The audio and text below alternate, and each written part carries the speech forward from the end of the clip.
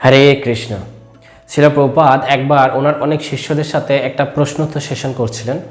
তো সেখানে রাধানাথ স্বামী মহারাজ ছিলেন, জনার্দন প্রভু ছিলেন, ওনার কুলশেখর প্রভু ছিলেন, এরকম অনেক ওনার শিষ্য এবং বরিষ্ঠ শিষ্যরা ওখানে উপস্থিত ছিলেন।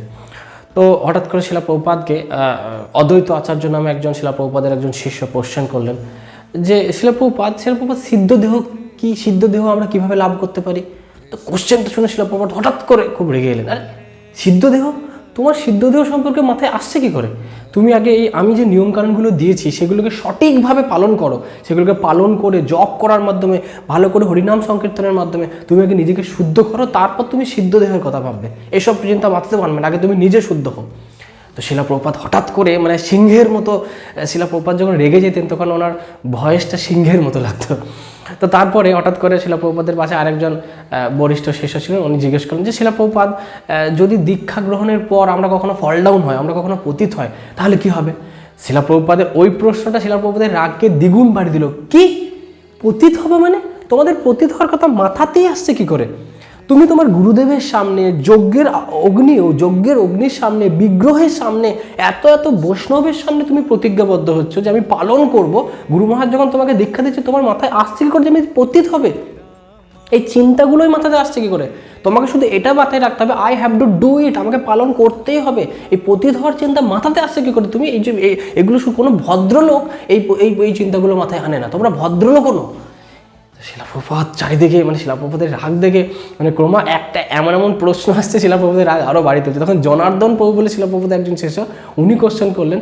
উনি একটু ভালোভাবে একটা কোশ্চেন করার চেষ্টা করলেন যে শ্রীলা প্রভুপাদ, অনেক সময় আমরা প্রচারে যাই, তো প্রচারে গিয়ে বলে যে দীক্ষা গ্রহণের ব্যাপারে যখন আমরা বলি, তখন ওনারা বলেন যে আমার ভেতরে কৃষ্ণ উপস্থিত থেকে কথা বলেন, আমার আর কৃষ্ণ দীক্ষা টিক্ষা নেওয়ার দরকার নেই, কৃষ্ণ স্বয়ং আমার সাথে কথা বলেন। তখন আমরা কি উত্তর দেবো? শ্রীলা প্রভুপাদের রাগ তখন একদম গোল, চোখগুলো লাল লাল, গলা কাঁপছে ঠট্টর করে। তোমরা একটা মূর্খ, তোমরা রাস্কেল, তোমরা আমার বই তোমরা পড়ো না? আমার বইয়ে আমি সমস্ত কিছু লিখে দিয়েছি। ভগবান ভগবদ্গীতায় কি বলছেন? যারা স্নেহ ভরে আমার সেবা করে, যারা ভক্তি ভরে আমার সেবা করে, যারা কখনোই পতিত হয় না, তাদের সাথে আমি কথা বলি, তাদের সাথে আমি রেসিপ্রোকেট করি।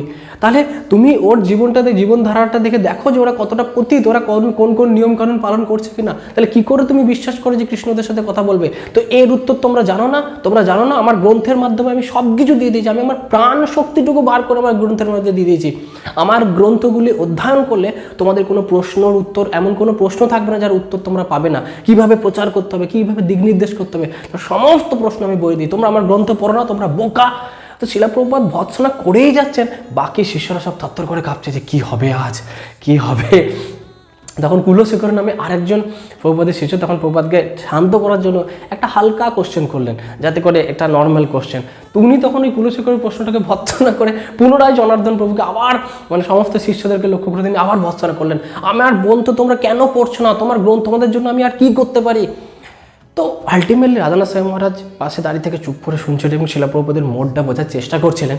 যে শ্রীলা প্রভুপাদ এর মাধ্যমে আমাদেরকে বোঝাতে চাইছেন যে এই গ্রন্থের মাধ্যমে শ্রীলা প্রভুপাদের পুরো প্রাণটাকে তিনি নির্গত করে দিয়েছেন।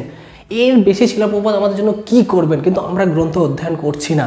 শ্রীলা প্রভুপাদের তাৎপর্যগুলো আমি নিজেও ব্যক্তিগতভাবে দেখেছি। আমার শিক্ষাগুরুদেরকে কোনো কোশ্চেন করি, তো তখন আমার শিক্ষাগুরুরা যখন সেই গ্রন্থের সেই প্রশ্নটা যখন তাৎপর্যটা আলোচনা করে শ্রীলা প্রভুপাদের তাৎপর্য, তখন ওরা তাৎপর্য থেকে শিক্ষা দেন। দেখো তুমি এই কোশ্চেনটা করেছিলে, এই কোশ্চেনের উত্তর শ্রীলা প্রভুপাদ দিয়ে দিয়েছেন। তো সত্যিই তাই, শ্রীলা প্রভুপাদের তাৎপর্য যদি আমরা পড়ি, আমরা সমস্ত কিছুর গাইডেন্স শ্রীলা প্রভুপাদের তাৎপর্যের মাধ্যমে আমরা পেয়ে যাব। কিন্তু সমস্যা হচ্ছে আমাদের গ্রন্থ পড়ার শক্তি নেই। আমরা আমাদের মোবাইলের মাধ্যমে এত সময়টা অতিবাহিত করি, কিন্তু শ্রীলা প্রভুপাদ যিনি তার সর্বশক্তি দিয়ে তিনি গ্রন্থ ছাপিয়েছেন, গ্রন্থ লিখেছেন এবং গ্রন্থ আমাদের জন্য দিয়ে গেছেন, যাতে করে আমাদের কোনো অবস্থাতে এই ধরনের চিন্তা না আসে, আমরা কখনো পতিত না হয়। কিন্তু আমরা গ্রন্থ অধ্যয়ন করছি না। তো সেই জন্য শ্রীলা প্রভুপাদের গীতা ম্যারাথন চলছে। শ্রীলা প্রভুপাদের গ্রন্থ আমাদের প্রত্যেকের পড়া উচিত। শুধু পড়া না, শ্রীলা প্রভুপাদের গ্রন্থ ডিস্ট্রিবিউট করা উচিত।